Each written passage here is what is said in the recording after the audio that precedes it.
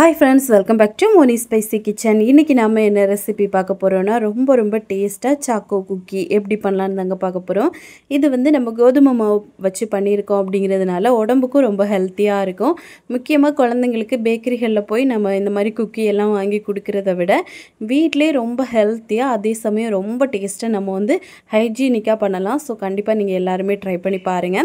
இப்போ வாங்க இது எப்படி செய்யலாம் அப்படிங்கறத நம்ம டீடைலா பார்த்துடலாம். அதுக்கு முன்னாடி நம்ம சேனலுக்கு இப்பதான் ஃபர்ஸ்ட் டைம் வரீங்கன்னா மறக்காம சப்ஸ்கிரைப் பண்ணிருங்க. அப்படியே கூட இருக்கக்கூடிய பெல் பட்டனையும் பிரஸ் பண்ணிக்கோங்க. அப்பதான் நான் போடக்கூடிய நியூ வீடியோஸ் உங்களுக்கு நோட்டிஃபிகேஷன் வரும். மறக்காம லைக் பண்ணுங்க, ஷேர் பண்ணுங்க. இப்போ வாங்க வீடியோக்குள்ள போய் இந்த நல்ல கிரஞ்சியான அதே சமயம் வாயில போட்டோன்னு கரையக்கூடிய இந்த குக்கி எப்படி பண்ணலாம் அப்படிங்கறத நம்ம பார்த்துடலாம். ஃபர்ஸ்ட் இந்த குக்கி பண்றதுக்காக ஒரு பவுல்ல சரியா 1/4 கப் அளவுக்கு கீ எடுத்துர்க்கேன். நான் வந்து இன்னைக்கு நெய்யில பண்ண போறேன். நீங்க பட்டர்ல பண்றீங்க அப்படினாலும் ஒரு 60 ml அளவுக்கு பட்டர் எடுத்துக்கோங்க. இப்போ இத வந்து லேசா மெல்ட் பண்ணிட்டு இது கூடவே 3/4 கப் அளவுக்கு பவுடர் சுகர் ஆட் பண்றோம். 3/4 கப் பவுடர் சுகர் பாத்தீங்கன்னா இதுக்கு பெர்ஃபெக்ட்டான அளவா இருக்கும். நீங்க வந்து பவுடர் சுகருக்கு பதிலா நாட்டு சக்கரை, வெல்லம், அப்புறமா பிரவுன் சுகர் எது வேணா நீங்க வந்து போட்டுக்கலாம். இப்போ இத போட்டுட்டு நல்லா வந்து மிக்ஸ் பண்ணிக்கோங்க. இப்போ ஓரளவுக்கு நல்லா மிக்ஸ் பண்ணதுக்கு அப்புறமா நம்ம இதில் கோதுமை மாவு சேர்த்துடலாம். நான் வந்து சரியா 1 கப் அளவுக்கு கோதுமை மாவு எடுத்திருக்கேன். நீங்கள் வந்து கோதுமை மாவுக்கு பதிலாக மைதா மாவும் போடலாம். நம்ம வந்து குழந்தைங்களுக்கு கொடுக்குறோம் அப்படிங்கிறனால கோதுமை மாவு போட்டோம் அப்படின்னா ரொம்ப இன்னும் நல்லது. இப்போ இதில் ஒரு 1/2 டீஸ்பூன் அளவுக்கு பேக்கிங் பவுடர், 1/4 டீஸ்பூன் அளவுக்கு பேக்கிங் சோடா வந்து போட்டுக்கோங்க. போட்டுட்டு இதை கை வச்சு ஜென்டலாக மிக்ஸ் பண்ணிடலாம். இதில் வேறு எந்த ஒரு இன்க்ரீடியண்ட்டும் நமக்கு தேவைப்படாது. ஒருவேளை உங்களுக்கு தேவைப்பட்டுன்னா வெண்ணிலா எசன்ஸ் மட்டும் நீங்கள் ஆப்ஷனலாக ஆட் பண்ணிக்கலாம். இல்லை அப்படின்னா இந்த ஏலக்காய் பவுடர் கூட நீங்கள் வந்து சேர்த்துக்கலாம். இப்போது இது இந்த மாதிரி பிடிச்சு தான் நம்ம வந்து குக்கிக்கு எப்போவுமே மாவு ரெடி பண்ணணும். இல்லை அப்படின்னா இதில் வந்து க்ளூட்டன் டெவலப் ஆகி இது வந்து நம்மளுக்கு அந்த அளவுக்கு பர்ஃபெக்டாக குக்கி வராது. ஒன்றில் நம்ம பேக் பண்ணும்போது அப்படியே எண்ணெயாக வடிய ஆரம்பிக்கும். இல்லை அப்படின்னா அது வந்து ரொம்ப ஹார்டாகி போயிடும். அதனால இந்த மாதிரி பிடிச்சு நீங்கள் வந்து குக்கி மாவு ரெடி பண்ணுங்கள். இப்போ இதில் இன்னொரு 1/4 கப் அளவு கூட நம்ம மாவு ஆட் பண்ணிக்கலாம். ஏன் அப்படின்னா ரொம்ப வந்து ரன்னியாக இருந்த மாதிரி இருந்துச்சு, கொஞ்சம் தண்ணியாக இருந்த மாதிரி இருந்துச்சு. அதனால எக்ஸ்ட்ராவாக ஒரு 1/4 கப்பு கூட மாவு போட்டிருக்கேன். இப்போ இதில் 1 டேபிள் ஸ்பூன் அளவுக்கு பால் சேர்த்துக்கலாம். கொஞ்சம் சூடாக இருக்கக்கூடிய பால் ஆட் பண்ணுங்கள். ஆட் பண்ணிவிட்டு நம்ம இந்த மாதிரி லேசாக பிடிச்சு இந்த மாதிரி மாவு வந்து நம்ம ரெடி பண்ணி எடுத்துக்க போகிறோம். இப்போ பார்த்தீங்கன்னா நம்மளுக்கு மாவு ரெடி ஆயிடுச்சு. இந்த மாதிரி தான் இருக்கணும். இதில் இப்போது நம்ம சாக்கோ குக்கி எது வேணால் போட்டுக்கலாம். நீங்கள் கடையில் வாங்கக்கூடிய எந்த ஒரு சாக்லேட்டையும் கட் பண்ணி போடலாம். இல்லை அப்படின்னா டார்க் சாக்லேட் தான் நான் எடுத்திருக்கேன். குட்டியாக சாப் பண்ணி போட்டிருக்கேன்.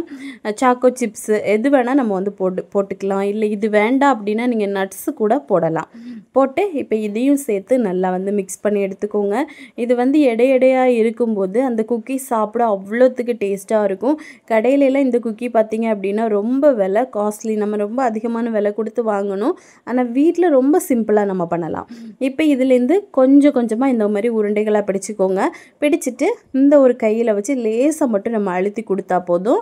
அது வந்து இந்த அளவுக்கு இருந்தால் போதும். ரொம்ப போட்டு அழுத்த வேண்டாம். ஏன் அப்படின்னா இது வேக வைக்கும்போது இன்னும் கொஞ்சம் பெருசாகும். இப்போ இதை வந்து நம்ம ஒரு பட்டர் ஷீட்டில் ட்ரேயில் வச்சு நம்ம பேக் பண்ணி எடுக்க போகிறோம். நான் வந்து உங்களுக்கு காட்டுறதுக்காக ஓவன்லேயும் பேக் பண்ண போகிறேன். அதே சமயம் கடாயிலையும் பேக் பண்ணி எடுக்க போகிறேன்.